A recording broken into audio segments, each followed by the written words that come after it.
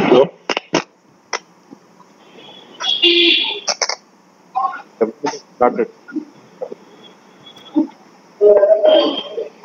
Muted.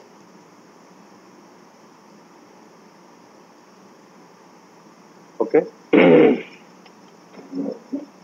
In the last class, we've seen about what SAP HANA is here. We could understand that it's just an in-memory database here, where it does store and process data in main memory, and it is also an appliance where it is a software comes along with the hardware, and it has got its own access engine where you can develop and deploy your applications and run on the engines, and does have its own web server which can respond to the requests coming from the web-based viewer. Yeah, that's what HANA is. And then we went on seeing about HANA use cases, just trying to understand how can we leverage SAP HANA. Like we can use SAP HANA as data mart, where you install HANA as a centralized database and you do the data provisioning from different SAP or non-SAP or legacy systems through BODS or SLP, DXC, Smart Data, Quantity Default Integration, and then bring all your data into HANA database tables. On top of these tables, you start doing HANA-based modeling by creating attribute views or analytical views, or go about creating calculation views either with SQL-based or graph, and expose them for reporting. And HANA basically exposes the objects with SQL interface and MDX interface. And any reporting tool which can consume objects through SQL or MDX can be leveraged for reporting on top of SAP HANA. That was as data mart.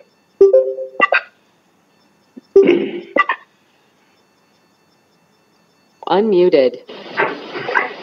Muted. So can you hear me now?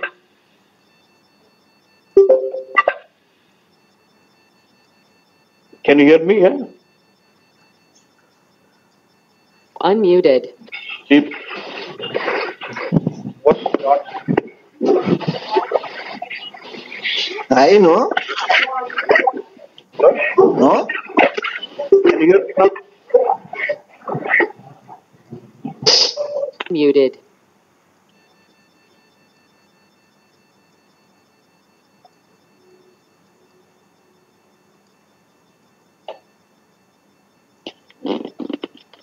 Hello?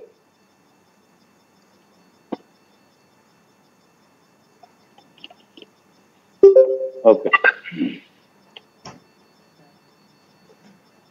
Okay.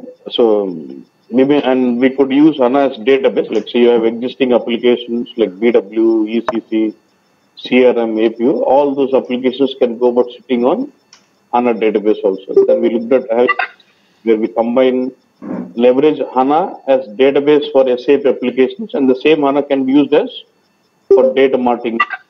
And then we could see we could even use HANA for developing your own custom application, native or non-native also. And we can have SAP cloud. If it is a cost factor, we can also use HANA on cloud also. So that was use cases. And there's been a lot of buzz around HANA about the performance, what it is giving, right? So we're trying to understand now, why is this HANA so fast? Yeah? No, it's not just about in-memory, but there are lots of the reasons. Now, so what makes SAP HANA fast? We're trying to understand what are the different aspects within the HANA database, which is resulting in high performance of the results procedure. Now, there are a couple of hardware innovations which is resulting in high performance, and there are a couple of software innovations which is resulting in high performance. Now, when it comes to hardware innovations, it is with multi-core processing, multi-core parallel processing. We'll get into details of that. And having your data in main memory. They say that now the costing of your main memory has gone down when compared to previous years. So why don't we leverage RAM itself as a data staging area? Because if you have your data in the disk, the time taken to read from the disk is much more, 1 million times slower than reading it from main memory. Having this point, so they're trying to use leverage main memory for data staging of the. Those are two ones from the hardware. If you look at from software, there is something concept called row and column store. These are like two types of tables. Row store table, column store table. Very, very important. And there's a database called Sybase. This had a type called column store table. SAP took over Sybase, and the concept of column store has come into HANA database. And column store has really changed the way how the data has been staged and the performance on the reading on the table also. Very, very important. Then compression. SAP HANA does use a lot of compression techniques where you store huge data with less space. So it has been proved in the labs or with other implementations that if it is taken, if your footprint is 100 GB, let's say in Oracle, you're storing, it is consuming 100 GB of data, and if you bring the same, if you lift and shift your data to HANA, it is going to consume 20 GB. So to almost 5 times the data has been compressed because of the column storage. We'll see what it is. Then partitioning of data onto multiple nodes. Okay. Like say, if you have multi-node architecture where you have multi-server, multi-board, multi-motherboard, then you can basically have your table partitioned across the boards. Okay. We'll see. Then there's something called, we're not no more going to use aggregates. If you look at BW, you build a cube, again you go about end up creating some aggregates. Now, do we have a limitation of aggregates saying that does hold data duplicate in both redundantly in cube and your aggregates? So we can eliminate that if it is BW or HANA. And even if people who look at BO, you know, like say if you're creating some universe on a non-SAP tables, you create some detailed tables and summary tables also. And then you use some function called aggregate awareness function. In IDT, they use something called aggregate awareness function. Depending on the query, it would read from the summary table or detailed table depending on the navigation. So they use that aggregate awareness function. So all the summary tables concept can be eliminated. What SAP says, you store it in any detailed form. I will handle the performance. You just dump the data into the table. It could be denormalized into any, it could be any detail. I will handle the performance. That's what again benefits, because if you have aggregate, you go about storing data redundantly or duplicately and wasting your space. And by eliminating aggregates, we're able to reduce the database footprint, what you go to bring into HANA base. Now let's get into each of this. Now, what do you mean by multi-core processing? Yeah. Now, normally everyone would have got some system, right? When you buy a system, heard about these words, like say, is your system dual core, quad core? You heard about those words? Yeah. So when you say dual core, it means you'll have a motherboard, you'll have a processor, and processor will have 2 cores. And when you say 2 cores, 2 processing can be done at a time. When you say you have a dual core system, it means 2 operations can be carried on parallelly. That's what it is. That is what dual core.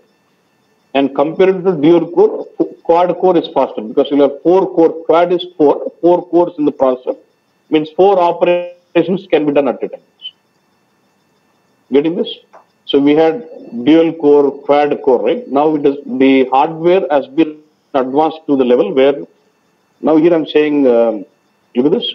I can have a motherboard with 8 CPUs, but already again there is a latest development where they're able to have one motherboard with 10 CPUs already. You'll have one motherboard, 10 processors in it. And each processor can hold 12 cores into it. So core is actually that part of the CPU which actually does your operation. So when I say I have a processor with 12 cores, means 12 operations can be done at a time. That's what parallel at a given point of time, I can process 12 operations, 12 cores, and each core does your operation. Clear? So imagine a motherboard with 10 CPUs, 10 processors in it, and each processor holding 12 cores in it. And how many cores do you get now? 120? Okay, let's say 8 CPUs. So 8 into 12, 96. And let's say if I'm not happy with the kind of sizing, I can even go with multi-node implementation where I'll have, let's say, I combine 4 motherboards into it. So if each motherboard is delivering me 96 cores, and if I combine with 4, 96 into 4 would be the cores of what I would get. Approximately something like 250, something like that. Means I can have 250 operations done at a given point of time. That too parallelly bus. While writing your SQL script or while writing your programs, you don't write anything or execute parallel or something. It is all intelligence of the system of executing things parallelly. Let's say I've got statement 1, statement 2, statement 3. If this can be executed parallelly, system intelligence will identify that this can be run parallelly, so it executes parallelly. If you don't want it to run parallelly, you have to explicitly start writing a code saying execute sequence. Otherwise, by default, it is a parallel execution. Okay? So if you're trying to understand what is parallel execution, let's say I have a table with lots of columns. Let's say I'm trying to write a select, I'm trying to query my database.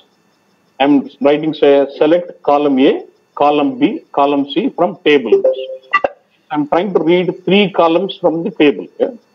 So you would get to see the results. But internally, to speed up the processing of this query, what system does is, the process of reading data from column A will be designated to core 1.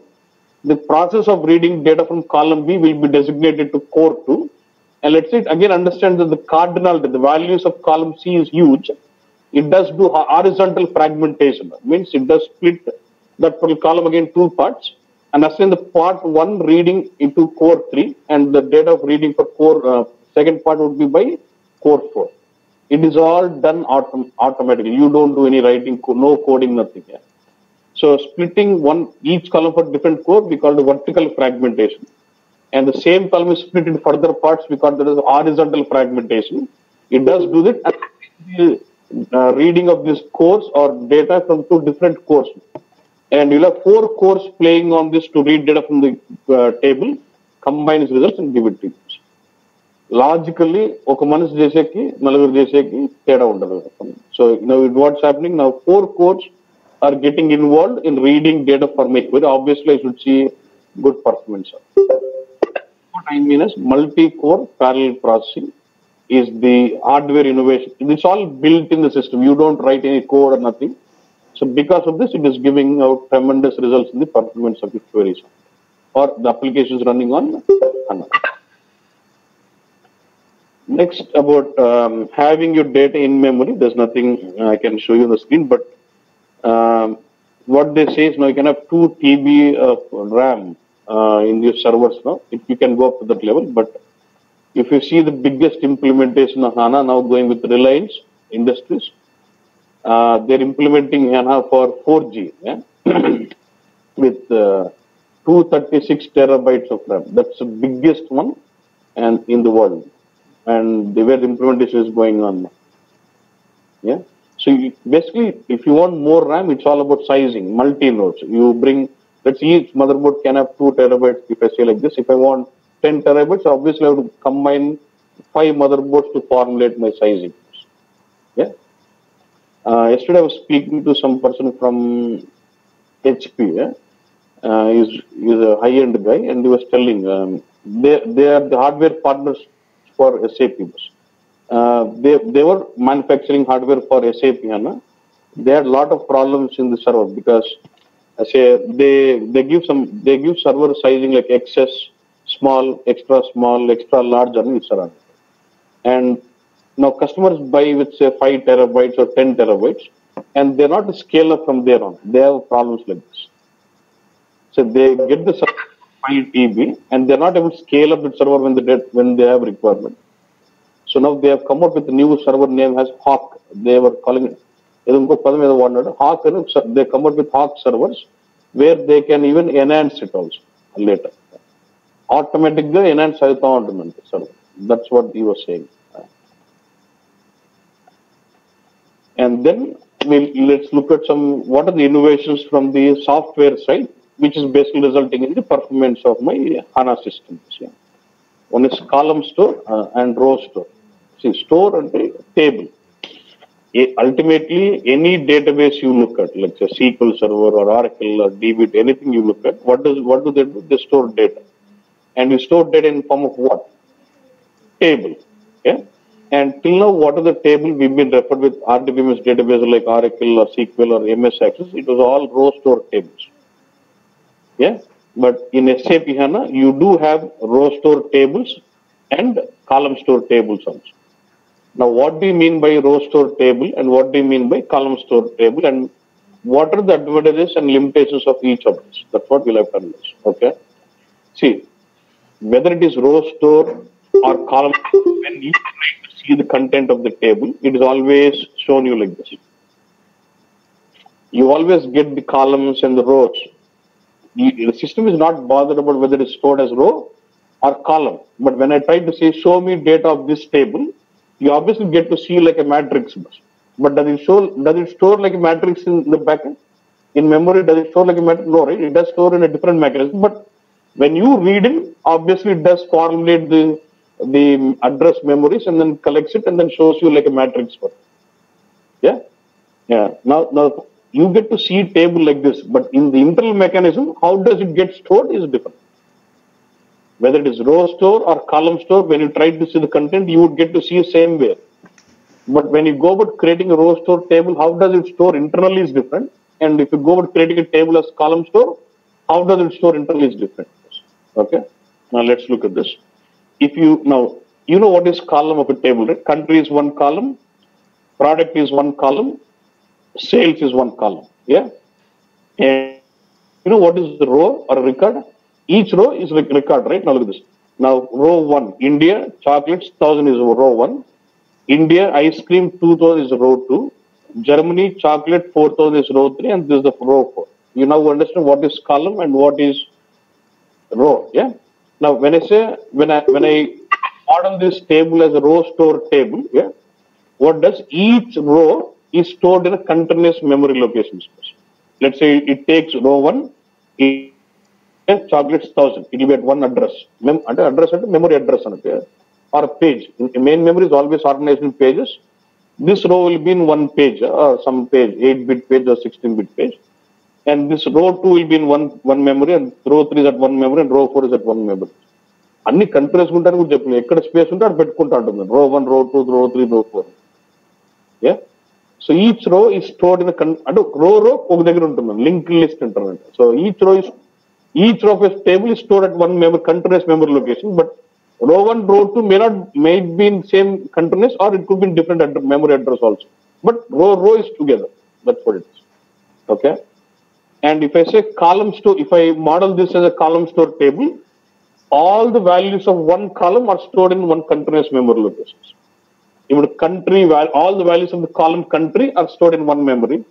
All the values of the column product are stored in one memory, and all the values of sales are stored in one memory. Yeah. So as soon as you see, look at this, all column values of the column country in one memory location. All the values of the product is in one memory location. All the values on sales in one memory location. Right? So as soon as I tell you that they've been storing like this, your doubt is, how does system know that India is mapped to chocolates and then this is mapped to, how does it have linking of this? Kada. ఒక్కొక్క కాలం ఓ దగ్గర పెట్టినప్పుడు ఈ కాలంలో ఏ value ఆ కాలంలో ఏ వాల్యూకి link అయింది అని doubt కదా. Next, in case of column store, when it does store the values of each column in a continuous memory location, the next point is we need to understand how does it recognize which value of this column is mapped to which value of the other columns. So it does use something called positioning indexing, through which it can recognize which value of this column is referred to which value of the other column memory locations. It does use something called positioning indexing. Okay. So if it is column store, it does store memory in this format. If it is row store, it stores memory in this format. Do you understand what is row store? What is column store? Now we'll have to analyze these tables, which is better for us. So would I prefer row store or would I prefer column store? Now tell me which one would you prefer? Column store. And let's see. But there is some case. In some cases, row store is faster. In some cases, column store is faster. So we'll have to analyze both now. Now look at this. Yeah, we'll see that. First benefit you should look at is now look at this. Now when I store as a column store like this, yeah. Let's say I run my query like this. Select country from table. Which is faster than this. Think logically, Moshe. Select country from table. Yeah. Column. When I say select country from table, I'm just trying to read all the values of my country from this table. If it is column store, I would have all my values of this country column in one continuous memory location. Just get to that memory, read those values continuously, and then get back to my results. Yeah. Same on the other side, if you look at row store, I'll have to read this country India value here and go to the address where my row 2 is stored, get this value, go to the address where my row 3 is stored, get the value, go to the address where my row 4 is stored, get the value. Now, which is faster in this case? Column store is faster, right? Let's say my query is this.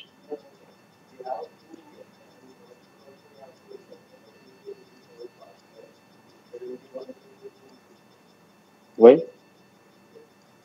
But let me finish this topic, then you'll understand. Done. See, logically, if you think all my column values are at one place, you're trying to go there and get things right. If it is row store, you're trying to go to different addresses, get the values, and then show you results. So that will be slow when compared to that. So my next is like this. Select star from this table where my country is Germany or where my country is US. I'm saying select star from this table where my country is US. Row store is faster because in this case I'm trying to read entire record where my country is US. Now will I have, if you look at column store, I need to get the country from one memory, go to different memory, get the product as nodal, and again I need to get to another memory location, get the value as what? 500, then give it.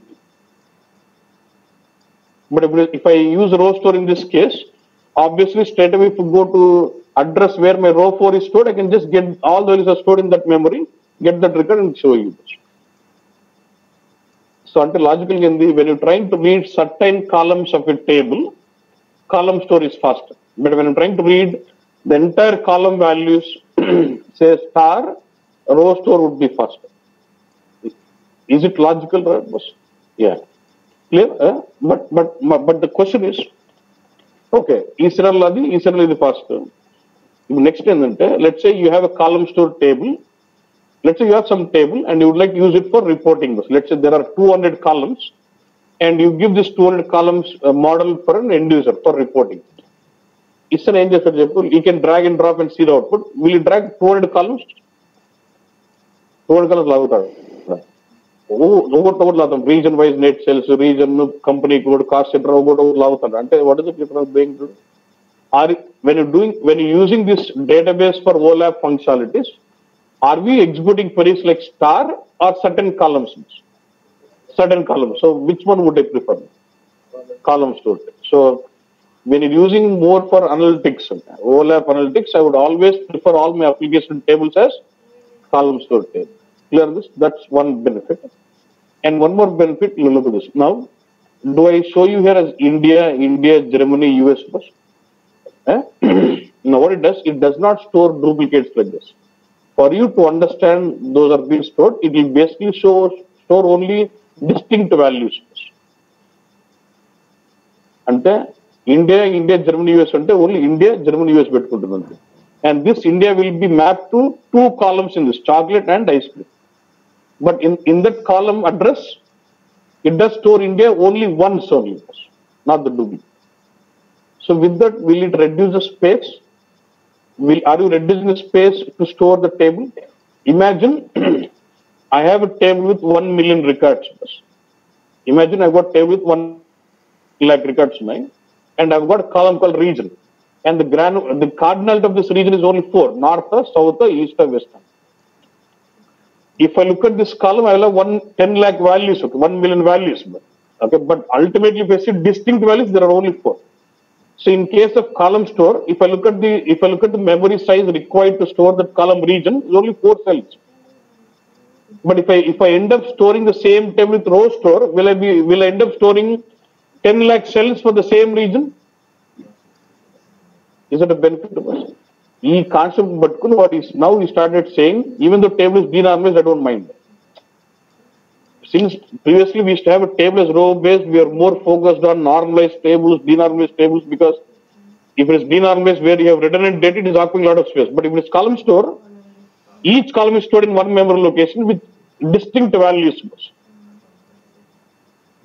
10 actual region 10 lakh cells ఉన్నాయి కానీ అంత distinct duplicate పీకేస్తే 4 మిగులుతాయి ఆ 4 store చేసుకోవచ్చు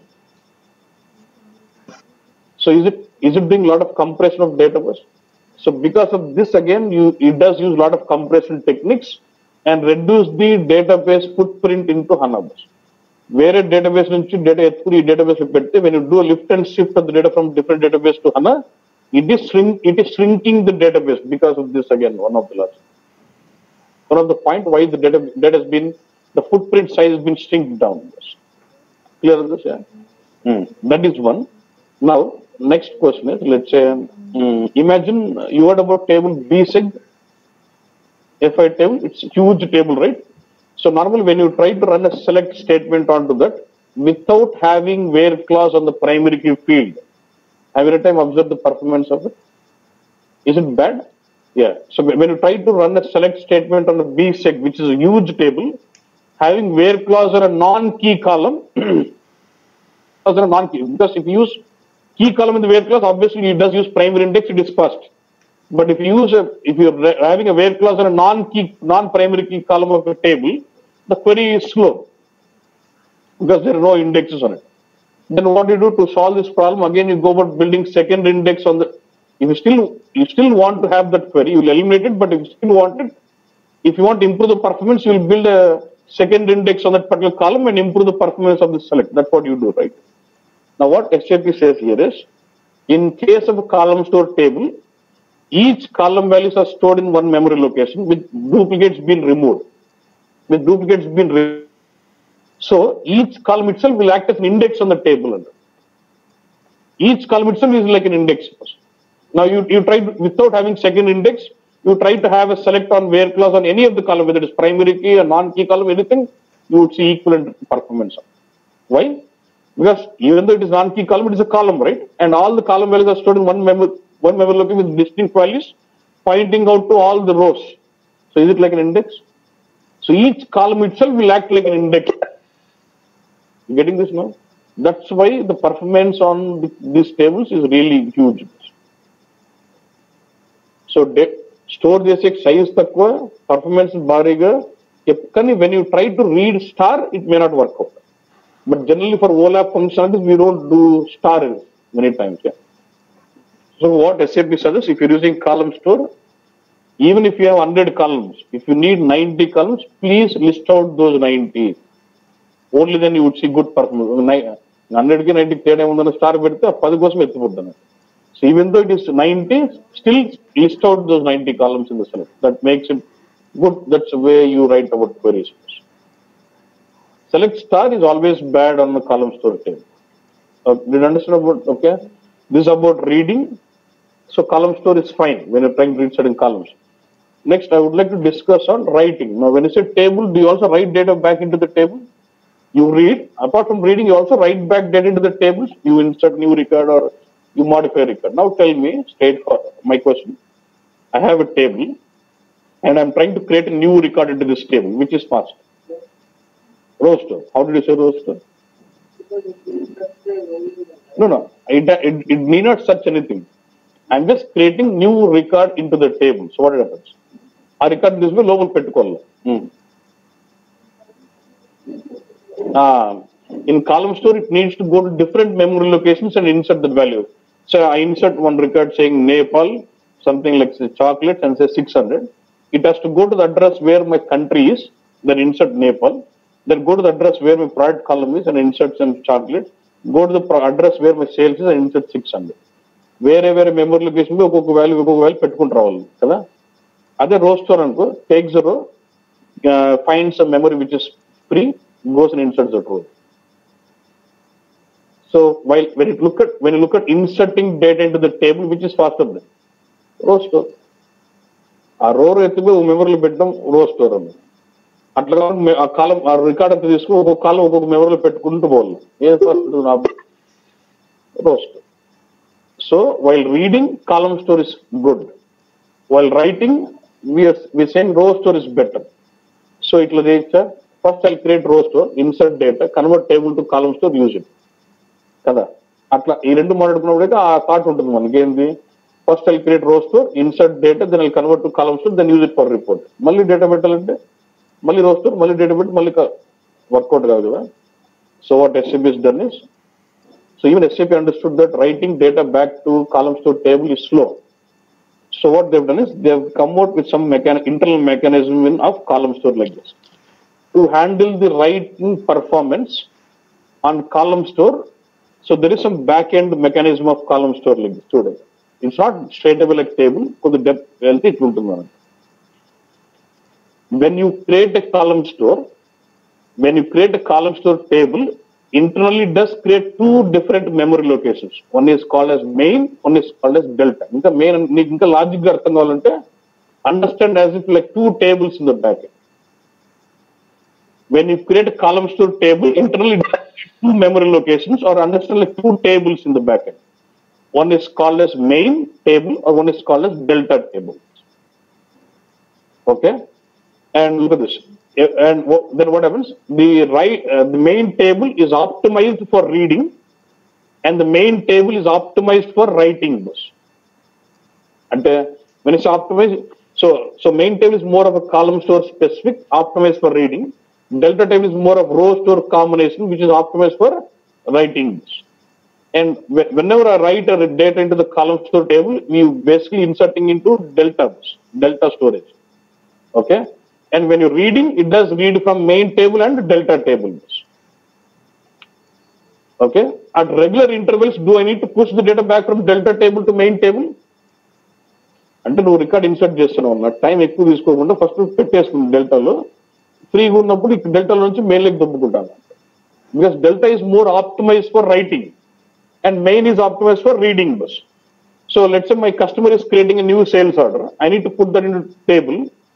If I take a lot of time, obviously it affects my performance. So what he's doing, let's have delta storage, and which is more optimized for writing. It's like row store combination. Let's insert that data into the delta store table. Later, when the system is free, I will start running something called delta merge, which will move the data from delta store to main store asynchronously. What record create చేసేటప్పుడే నేను main పంపించడానికి చాలా time పడుతుంది కాబట్టి first delta base document is been saved అని మనం పంపించేస్తాం. మనకి నా కాస్ట్ ఇన్సర్ట్ అయిందని వెళ్ళిపోతాడు. తర్వాత నేను డెల్టాలో నుంచి మెయిన్లోకి దుబ్బుతాడు. Even though I don't move it to main, when I do reporting on this table, will it fetch from main or delta? From both. Reading is done on both main and delta bus, but write operation is done on delta. So do you understand now what is main, what is delta, what is delta merge now? It is basic. We'll expand on this topic later. There are different types of merging. Delta merge ante auto merge, smart merge, hard merge, critical merge, different types of merging ante auto merge ante, let's say you create some column table and you say you switch on auto merge on the table. Auto merge and if you switch it on, what happens? Within your index server, you will have some process called merge dog and over the process. Okay, and merge dog will have some delta merge decision functionality formula out ఉంటుంది. అంటే ఎట్లుంటుందంటే we would have specified when my delta store size is 2 GB అని ఒక ఏదో conditions ఇచ్చింటాం. So what merge dog do is, merge dog will be scanning through across all the tables. Any table which satisfies this decision function of delta merge, it will trigger the merge automatically. That is called auto merge. Okay, and then there's something called smart merge.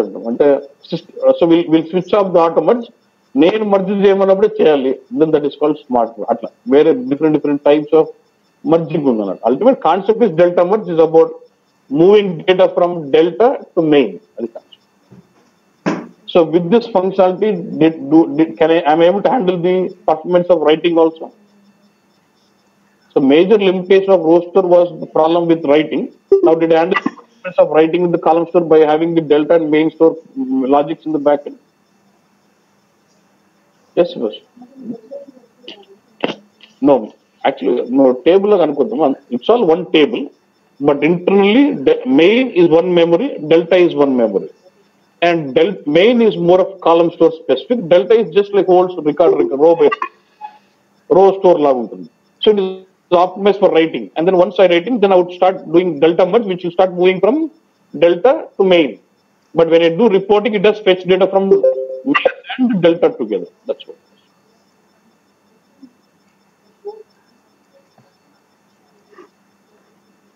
You mean to say when there is data in delta, the reading would be slow.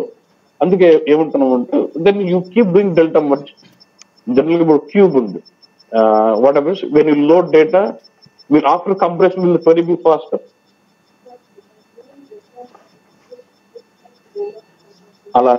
అలాంటిది. That's why I'm just coming to that. So if you do loading into cube, only when you do roll up, the performance is faster. You have to do roll up.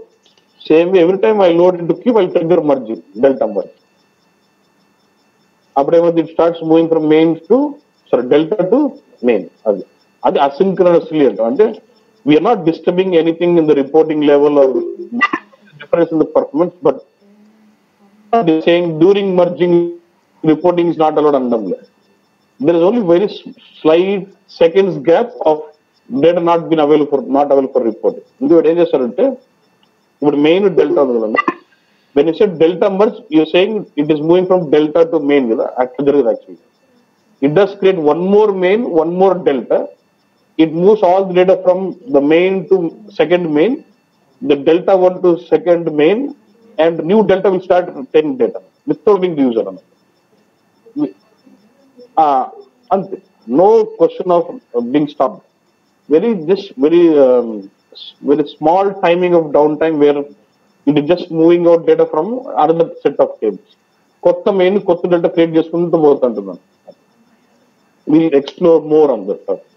But for now, column store will have main table, delta table. Delta is optimized for writing, and when you do reading, it does read from main and delta, and the process of moving data from delta to main, we call it as delta merge. Yeah. And the next concept of improving performance of your applications running on HANA is like push down.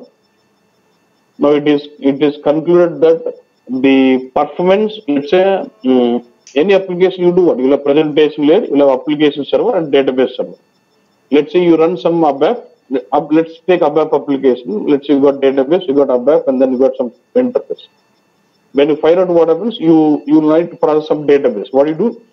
You write select and read data from database table and put into some internal table, and then you process it and then send the data back to the database or to the front end, right?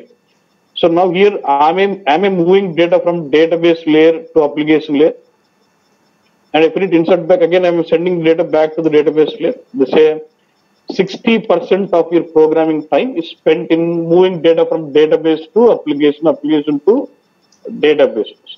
And the concept is, if I can eliminate this timing of data movement, am I improving the performance of the program by 60%? 60% time అదే పడ్డప్పుడు అంత time నేను save చేసినట్టు ఆ phase eliminate చేయగలిగితే. So what they doing with model, normally from the application server, from the database server, we try to the application server, then access it. Now what we're trying to do with new model is we're trying to push code to the database. Data ni code దగ్గర వచ్చి process చేసేది కాదు, code ని data దగ్గర పంపిండి అని. Means we're trying to push as much as possible the data intensive logic deep into database.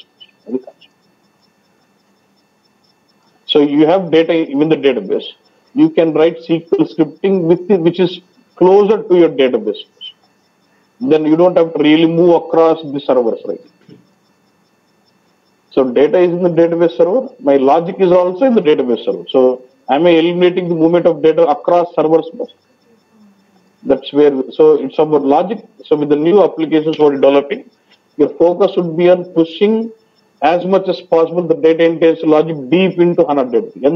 ఎంత వీలైతే అంత HANA database push చేయాలి. For example, your BW transformations, do you write a lot of ABAP? So ABAP gets executed with what? The application layer. So if you write your transformations in HANA, let's say you got BW on HANA, you're implementing transformations for DSO or something. Let's say if you write your transformations with ABAP, I cannot push that logic to HANA database. If I can't push that to HANA database, obviously my performance will not be better. So what I can do, I can eliminate this ABAP and implement something called SAP HANA SQL script export routine. I'll start implementing SQL script for transformations. I'll implement my transformation not with ABAP, no, I implement with SQL script. Now, can my database understand SQL script? Is it now, am I pushing the transformations too deep into a database? That can I get the performance of Adhikans? So in that case, am I pushing code to the database? If I'm writing with ABAP, means what? I'm reading data from database into programming, application server, and then processing it. If I'm writing my logic with scripting is what? I'm pushing code itself to the place where data is there. So it is improving performance. That's where by using the pushing code to the data, you can improve the performance of your applications running on HANA database by eliminating the movement of data from database server to application server base. That's a new programming model. That's what they focus on. Right. Database. See, transformation is not like taking to any database. Not, let's say you're writing export routine. What is that you do? Are you taking to database? No. What are you doing? You have data in the source package. You have in the result package. You're consuming data from the result. Appending records back to the result package that gets into the target. Same way, when you're writing script, you'll have tab, out tab.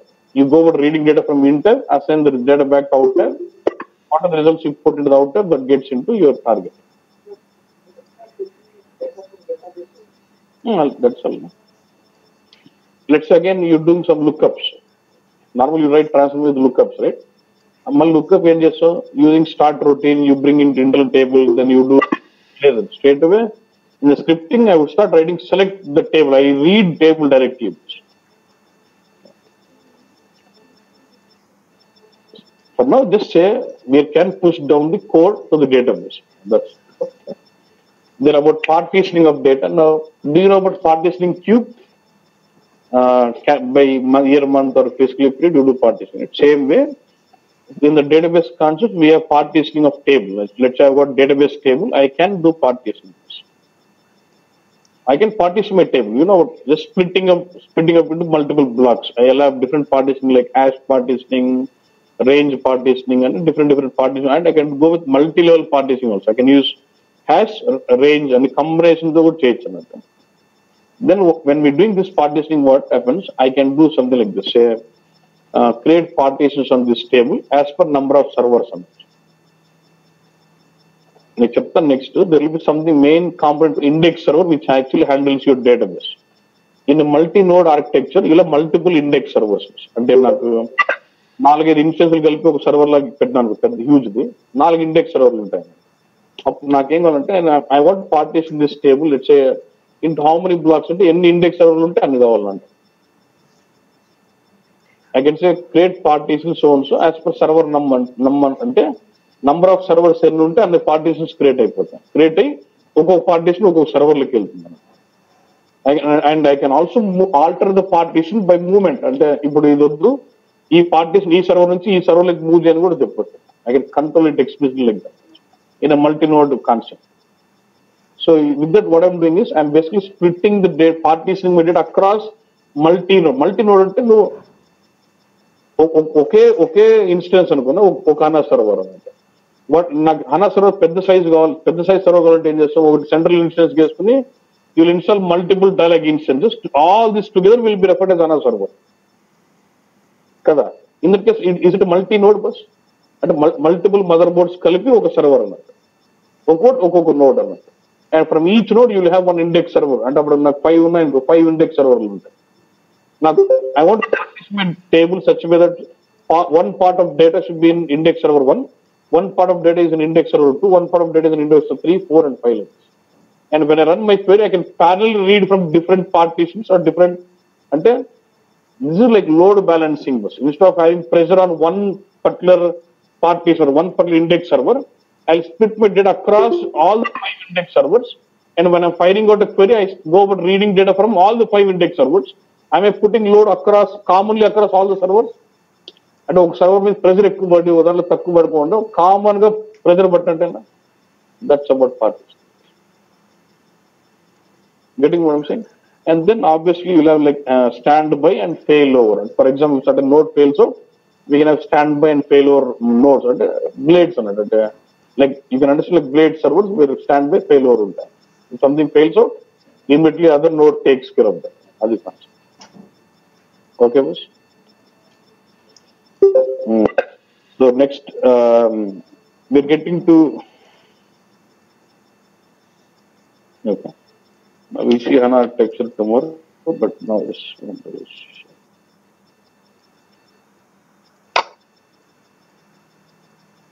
So I just want to show you the course content, what we will be covering it. Yeah, so you get to know what. We've seen what is past, okay, architecture is all use case, still is what the introduction part.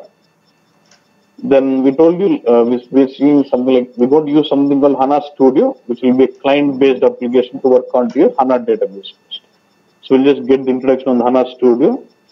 Then we start learning HANA as database first, because it's a database, right? We need to learn it as a database, learn about how do we create tables, schemas, fingers, synonyms, and procedures, stored procedures, all this table user different functions, all this column views. All this will be about learning HANA as database first. Yeah. Then we get into basic SQL, structured query language. Yeah. Then by using SQL, the enhancement of SQL will be SQL script. And by leveraging SQL script, I would teach about stored procedures. How do we write SQL script based stored procedures and how do we debug them? And I go with almost 50 to 60 examples on it. Like, yeah. Then that's about learning HANA as database, yeah, with SQL and all the database artifacts. Then we go learning SAP HANA as a modeling environment, where you learn about HANA modeling capabilities, where you go to understanding different types of all this. But main focus would be on learning about attribute views. Then what? Model analytical views with all the other options into it. We're not getting into that, but there's something. Calculation views. There will be small options which I will be touching almost every checkbox of it. Marvel. We will little at the same way. These are all small options. I'm not touching them now. Now, next, what is next? We get into something called analytical privileges. It is more or less like your analysis operations in BW. How do you control data level security or data level operations? Yeah. Where you can go making it fixed static, or you can also make it dynamic by using stored procedures. Yeah. And then we'll get into something called decision tables. Normally, let's say I have a table, I have a record. If I need to update the record, I use update statement. In SQL, I use update statement and update the record. Same way, I can also write an update statements. Instead of writing update statements, I can also leverage decision tables for updating data into tables. Or I can also use it for performing what-if analysis. For example, I see my revenues with some price. I just want to see if I increment my price by 10%, what could be my revenues? At the what-if analysis compare JL, and I can still leverage decision table. So all these 5 aspects with attribute view, analytical view, calculation view, decision table, and privileges, we would cover it as modeling environment. Then we get on to performance tuning and debugging of those. How do I debug those views? How do we tune those views? About understanding about engines like join engine, roll-up engine, calculation engine, different kind of operations. With visualizing plan and explain plan, we get into that. Then we deal with something called text analysis. How do you process unstructured data? That's important, but still we can spend some time on it. How do we process unstructured data? For example, I get some reviews on a product and I would like to do some sentiment analysis on top of it. I get still leverage. So we'll have different kind of configurations. You can go over creating your custom dictionaries, yeah, and then to get that done. And then we deal with something called full text indexes here, which does create your text analysis. Basically, you have review, right? It takes a big string and splits into tokens and then gives you analysis on it. Yeah. And then we get on to reporting. See, I'm not teaching you on BO, yeah. I'm just focusing more on Design Studio.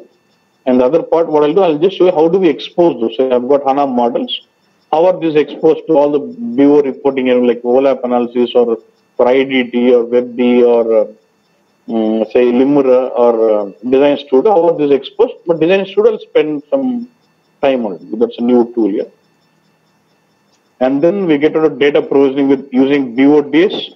BODs are not teaching you complete BODs. Basically, I'll just spend around say, 3 to 4 hours on BODs, just showing you how BODs can be leveraged for getting data into HANA.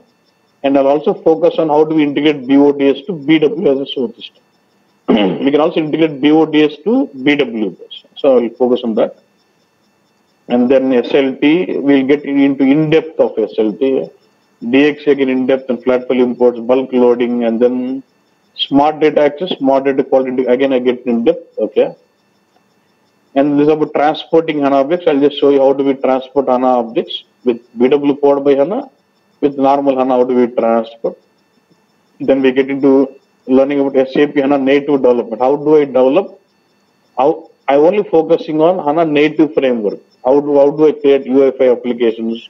How do I create services on OData, and how do I create my database table? Here my focus is not making it complex, but this scenario would be rare. But I just want you to be familiar on, see, any application you do, obviously read from database or you insert data into the table. So I'll just show you, demonstrate how do we create some HANA native applications which can read from database and project on the browser. And when I do some changes on the browser, how does it get saved into your database?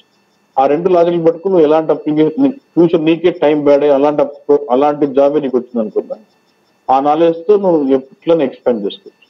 That's basic I would give you. And then we get on to BW powered by HANA, where you learn about HANA optimized queues, HANA optimized DSO. Now, no more HANA optimized DSO. If you have HANA optimized DSO, you'll have to reconvert it back to normal DSO. And then transit provider. How do we consume HANA models in BW? So you've got attribute view, analytical view, calculation. How do we consume them in BW? And if I've got BW objects like DSO, cube, or master data, how do I consume in BW? How can I import them as HANA models into BW? Then we have new source system connections with ODP, ODP ECC, ODP SLT. We touch on all this. ODP ECC, ODP SLT, and ODP HANA information views. New type of source system connections are available. We're getting into this. LSFS, advanced DSO, OpenODS view, composite provider. Then out by leveraging ABAP managed database procedures, how will you push your HANA transformations deep into HANA database for performance? Then SAP and NLS, this I cannot show you practically, but this is only a screenshot. When I say NLS, it's a second, I'll try, but I'm not able to be successful in configuring things. I can show you just a screenshot how they create. It's only about creating a DTP-like stuff and running it. Okay. And then workspaces, this is not no more needed. And then SQS you already know. Then, so I missed the topic here, which you're covering, but there's something migration part. Let's say you got BW on a non-HANA database. What is the pre-migration steps or pre-upgrade steps you do? And what are the post-upgrade and post-migration steps you do? And how do we migrate it to HANA database? అది ఇక్కడ లేదు but it's already there in the topic. Right? And then we get on to ECC powered by HANA, where we get on to search and analytics. There is a concept called search and analytics where the data sources in ECC itself can be leveraged for reporting on top of it. Instead of, let's say there's a customer who's got ECC with HANA, has got no BW, and still wants to do operational reporting. We can use the search analytics and new one, and where many of the customers are really using this for reporting of HCM and HR reporting. They're using this concept. Then HANA Live.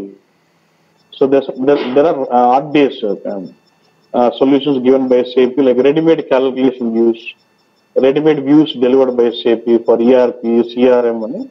So how do we get that HANA Live, and how do we understand those HANA Live ready-made views? How can we customize private views or reuse views or query views? So this will be the complete course content, which we'll be dealing with.